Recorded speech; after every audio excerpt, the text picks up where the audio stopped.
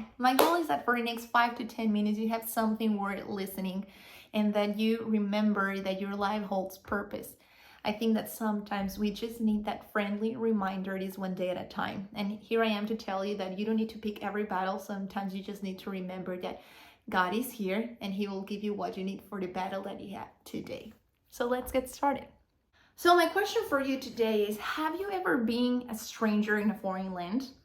Now, you might not have moved from one place to another, but I'll put you in a different, but I'll frame it in a different way. Have you ever changed your situation or your circumstances where the status quo is no longer there? And what you were used to do, used to talk, used to interact, changed, and you need to start all over through a new season? The truth is that everyone goes through this, and when you pass that, you feel like you have the power to share that knowledge with someone else. And when you hear it from someone else, it's quite interesting because you hear time frames, you hear steps, you hear just the general experience, and truly it cannot be exactly the same for everyone.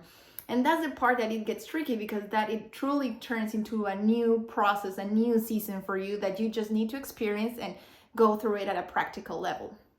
The experience that I have for you to share is not necessarily coming from my perspective, but something that I've learned from the Bible, and it's one of the main characters in the Old Testament. His name is Abram. Later on, we will call him Abraham, but we read his journey, how it starts in Genesis chapter 12, starting verse 1. And it says, "The Lord had said to Abram, leave your native country, your relatives, your father's family, and go to the land that I will show you." Now that right by itself is a big challenge. He's changing everything that he knows to go into the unknown. Again, maybe you are not going through exact same seasons that Abram did. But the truth is that we all go through cycles, opening and closing doors and starting all over again. And that's the scary part, right? The part that requires a little bit of courage and just trusting the process. But I love that when God asks you to move out of your comfort zone, He also does it with a promise, with coverage, with protection. And we see that also in Abraham's story. Later on in verse 2, we can read that He promises, number 1, I will make you into a great nation.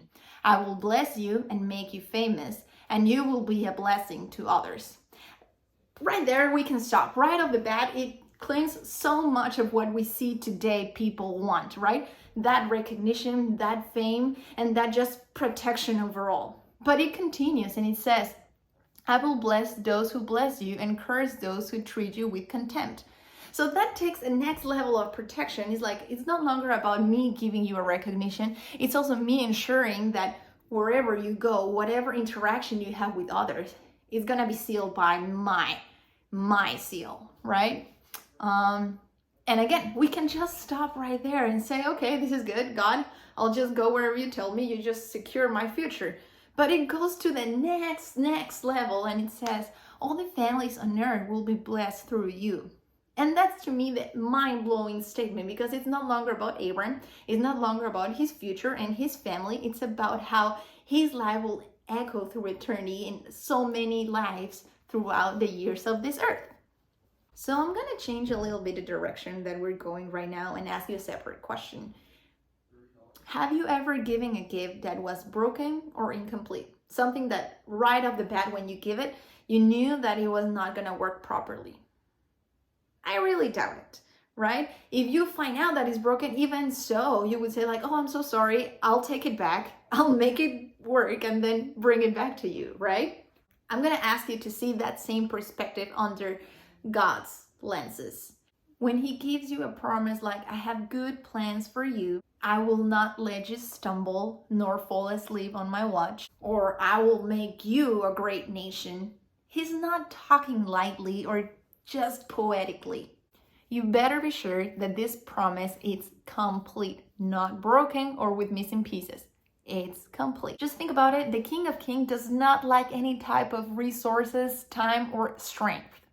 The Lord of Lords is always in control. So wherever you are right now, a new season, changing jobs, or maybe a foreign land, just remember, your promise is complete.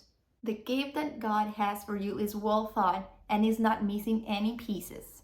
So be still, trust his process, and walk in confidence. I hope to see you next time. Thank you for watching.